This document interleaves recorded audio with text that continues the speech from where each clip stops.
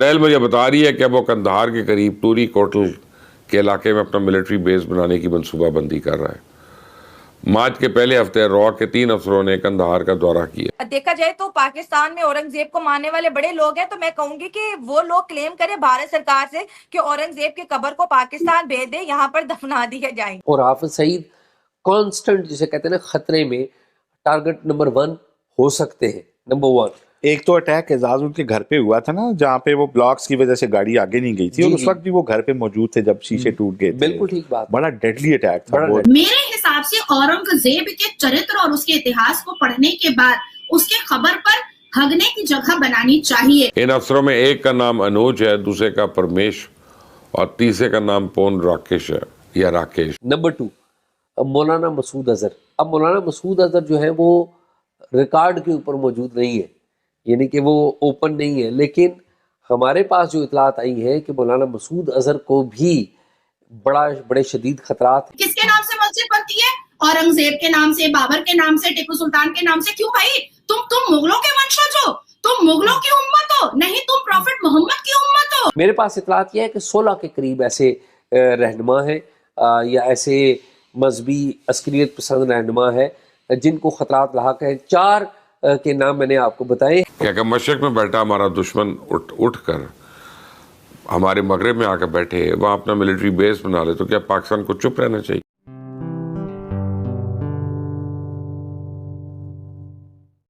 نمشکار دوستو، جے ہند۔ نک نیوز بھارت کی ریئیکشن ویڈیو میں آپ سبھی کا سواگت ہے۔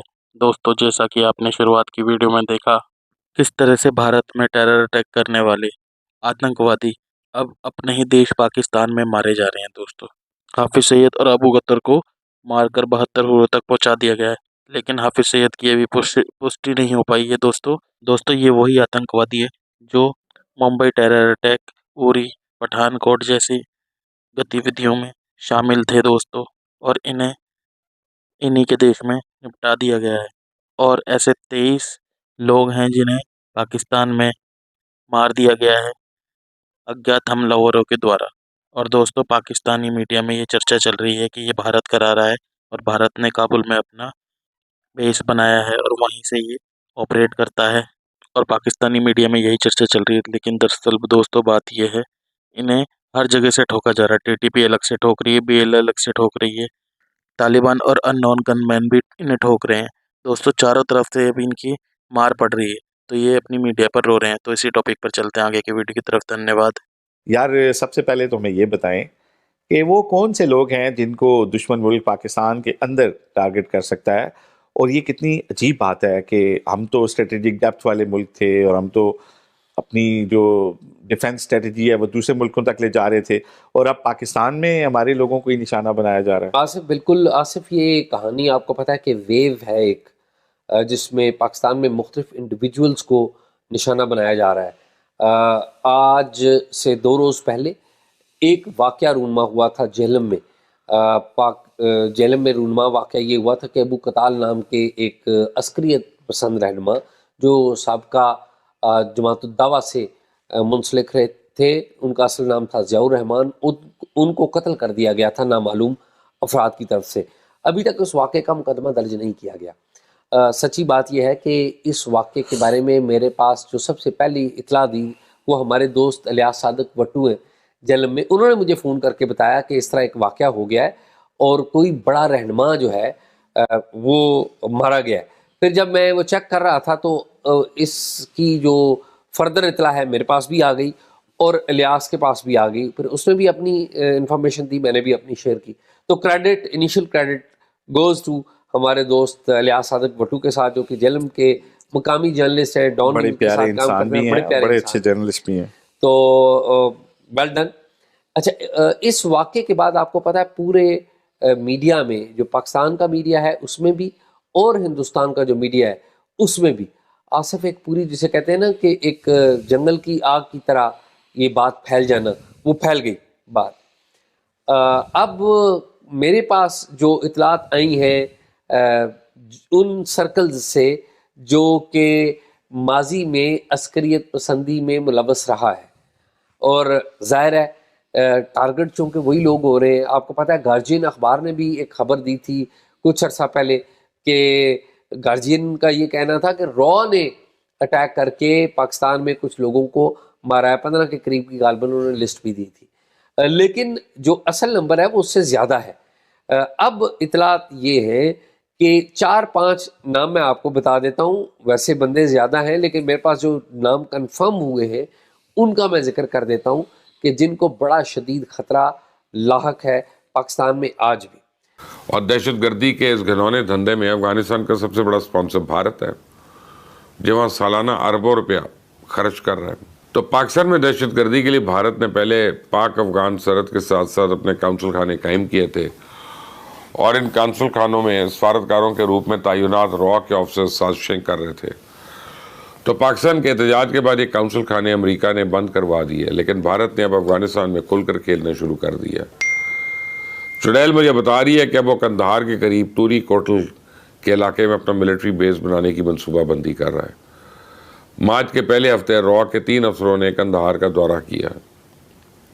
ان افسروں میں ایک کا نام انوج ہے، دوسرے کا پرمیش اور تیسرے کا نام پون راکیش ہے یا راکیش۔ تو را کے ان تینوں افسروں نے قندھار میں طلباء کے یا طالبان کے کمانڈروں سے نہ صرف طویل ملاقاتیں کی، بلکہ طالبان نے اپنی نگرانی میں ان کو توری کوٹل کے علاقے کا دورہ بھی کروایا۔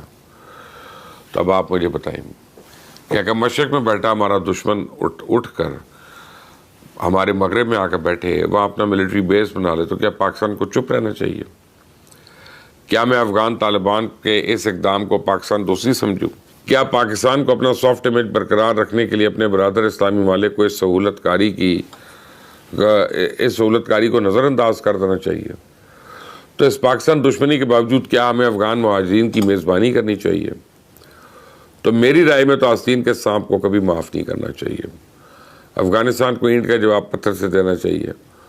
پاکستان کی مسلح افواج کو افغانستان میں موجود دہشت گردی کے اڈوں پہ سرجیکل سٹرائکس کرنی چاہیے۔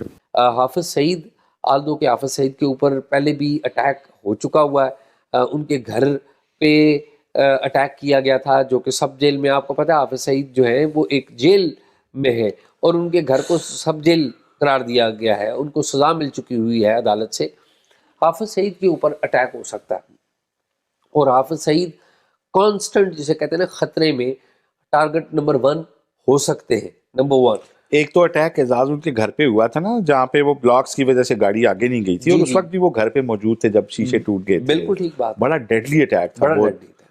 اور اس کے اوپر پنجاب کی جو سی ٹی ڈی ہے اس نے تحقیق کر کے اس وقت بتایا تھا کہ جی اس میں بھارت کے اوپر انگلی اٹھائی گئی تھی، را کا نام لیا گیا تھا ایٹ دیٹ ٹائم، لیکن ابھی بھی وہ کانسٹنٹ تھریٹ نمبر 1 ہے۔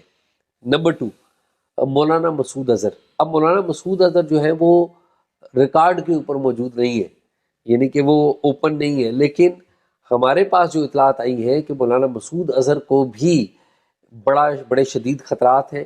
آج کل وہ ان کے بارے میں سنا یہ ہے کہ وہ خود بھی بیمار ہیں، اور ان کے بھائی مفتی رؤف جو ہے وہ، یہ دونوں بھائی دراصل خطرے میں۔ کیوں؟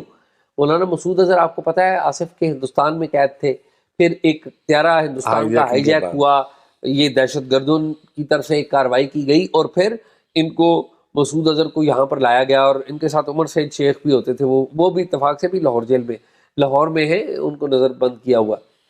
خیر، تو مولانا مسعود اظہر اور ان کے بھائی مفتی عبدالرؤف، ان کو بھی شدید قسم کے خطرات لاحق ہیں۔ چوتھے نمبر پر جو رہنما ہیں جن کا نام لیا جاتا ہے کہ ان کے اوپر بھی متوقع طور پر اٹیک ہو سکتا ہے، وہ مولانا فضل الرحمان خلیل ہے۔ یہ جہادی جو ایک لینڈسکیپ تھی پاکستان کی، تو اس میں ان کا بڑا کردار رہا ہے۔ پھر بعد میں یہ کسی زمانے میں بڑے گڈ رہے، اور پھر بیڈ بھی ہوئے، پھر دوبارہ گڈ بھی ہو گئے۔ تو ہمارے جو سسٹم ہے اس کے ساتھ یہ جڑے ہوئے ہیں، لیکن ان کو بھی بڑے تھریٹ ہیں۔ میرے پاس اطلاعات یہ ہے کہ 16 کے قریب ایسے رہنما ہیں یا ایسے مذہبی عسکریت پسند رہنما ہے جن کو خطرات لاحق ہیں۔ 4 کے نام میں نے آپ کو بتائے ہیں، باقی کوئی ایسا ویزیبل نام نہیں ہے جس کا ذکر کیا جائے، لیکن 16 کے قریب ایسے ہیں جن کے نام۔ ایسی ہی لیٹسٹ ویڈیو دیکھنے کے لیے نک نیوز بھارت کو سبسکرائب کریں، لائک اور شیئر کرنا نہ بھولیں۔